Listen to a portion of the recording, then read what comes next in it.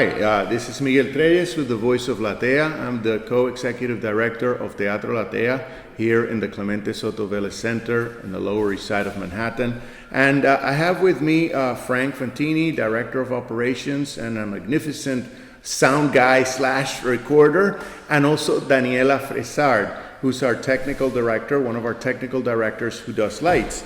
Today we'd like to talk about LATEA music. LATEA currently has sort of chosen to build a multi-platform front, right? Where we have LATEA stage, LATEA screen, LATEA music, and LATEA word. And LATEA music was born out of my great love, and that of all Latins for that matter, of music. And it's always been very surprising to me that the Clemente Soto Vélez and LATEA for that matter hadn't developed a musical program over the years, because Latinos are known for their music. Their music is tantamount to a flag with a lot of the Caribbean peoples and the Latin American peoples. And when I figured let's do a music front, I reached out to that genius, and I didn't say that was the MacArthur Foundation or somebody, who is called Miguel Zenon. It also helps that he's called Miguel. I think Miguel is a remarkable name, and and so he deserves all our credit. And I told Miguel, listen, yo no soy digno de que entres en mi casa, pero una nota tuya bastará para sanarme. And this great saxophone player joined LATEA with the generous ethos of inviting younger jazz players in the Latin circuit and at large to sort of play, and then be followed up in a second set where he plays.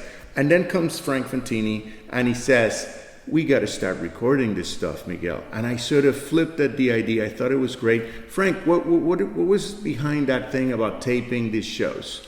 Well, I think one thing is that, a lot of these shows are happening here in the theater, but the problem is that the people that are outside, they don't know about it. So the best thing to do is actually record them and broadcast them, either through, let's say, Spotify, YouTube, even through our own website, and just have a recording of that for our own archives, but also just to promote these Latin musicians to come to this theater and perform. Because a lot of people don't know about them. So how are they going to know about them if we don't record them? Oh, my, what I really like about that idea is also that we can pipe in music made live at LATEA.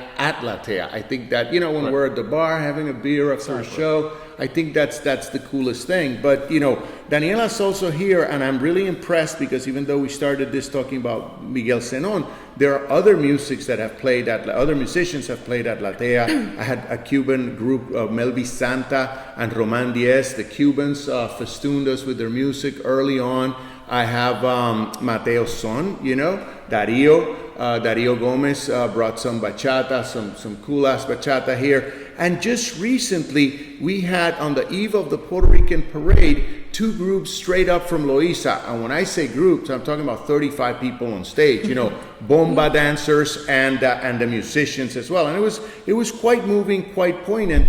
And besides us taping it, thanks to Frank, Daniela Fresard was there putting on a light show. Now, we'd never had a light show before in the past 2 years that we've been building up the music scene. So, Daniela, how did you react to this music? I know you're originally from Chile, and you told me, you like music a lot, but were you exposed to bomba music from Puerto Rico prior to this?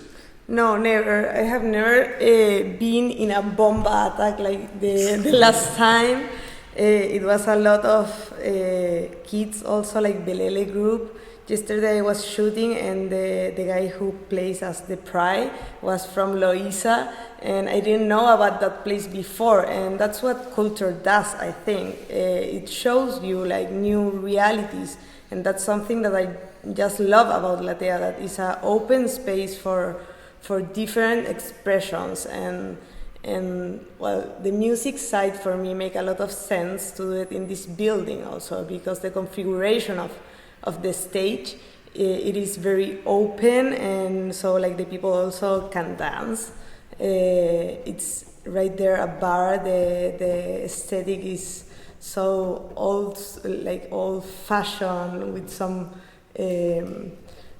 charm, but in the past, and now it's I don't know, it's very it's not underground, I think, but it's in the middle of the Lower East Side. I think that is a very cool stage.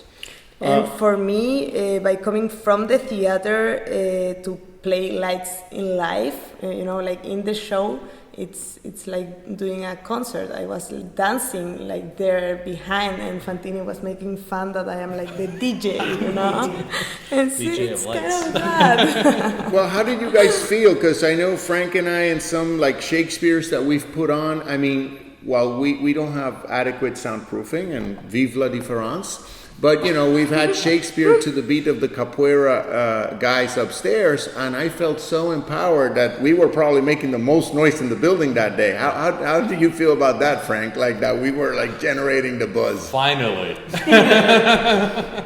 No, it felt great actually, because it's just again, it's that energy. It just goes back to us. It's something about that second floor, man. It's just we do everything.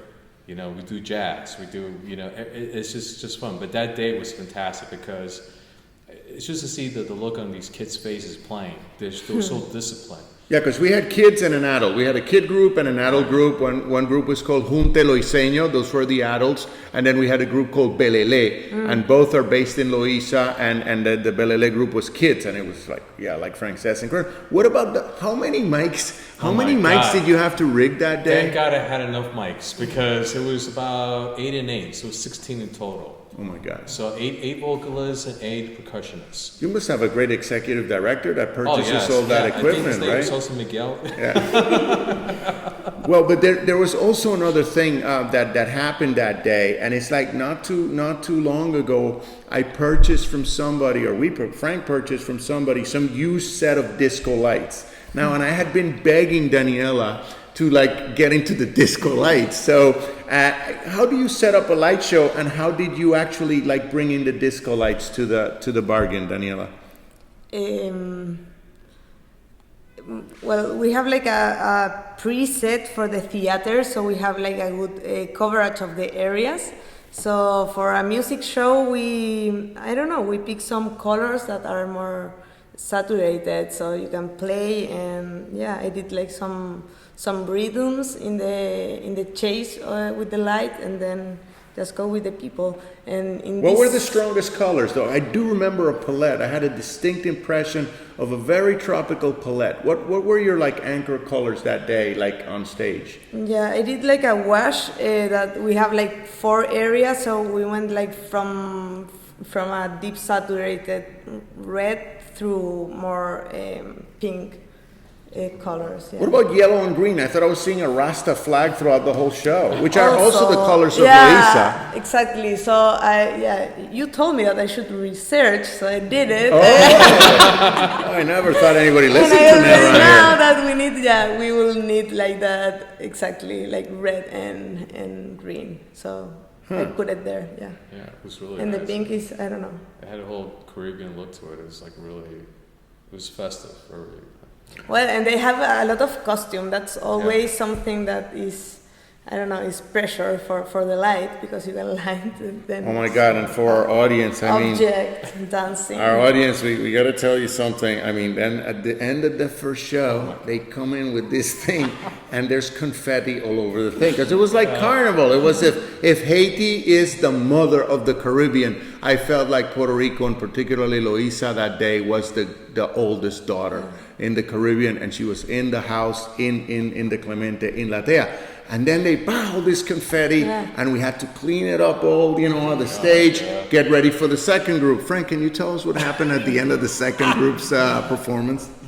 As soon as I saw the guy come out with the long stick, I was like, again? confetti. So not that I have a problem with confetti. It's just the cleanup. That's all I mean. But it was good. Confetti is great. It's like fireworks, but in cheap version. It's very effective for the joy. But then it's hard for the cleanup. And we are, even though we're fiercely Caribbean, Latin American, and we like our tropical rhythms and El Condor Pasa and all that magnificent music, we're also into alternative things. For example, we had a fire guard. Here that was originally an intern from Baruch College. And we were having this amazing film festival, and they ended up with a karaoke party, right? and I could see the fire guard being tugged by the microphone close to the karaoke thing. And then, you know, I told him, you want to go? Go for it. And he starts belting out Frank Sinatra like he owns it, you know. And so we've had him singing Frank Sinatra at LATEA, and we're looking for a Santana cover band. Hello, anybody out there? We need a Santana cover band.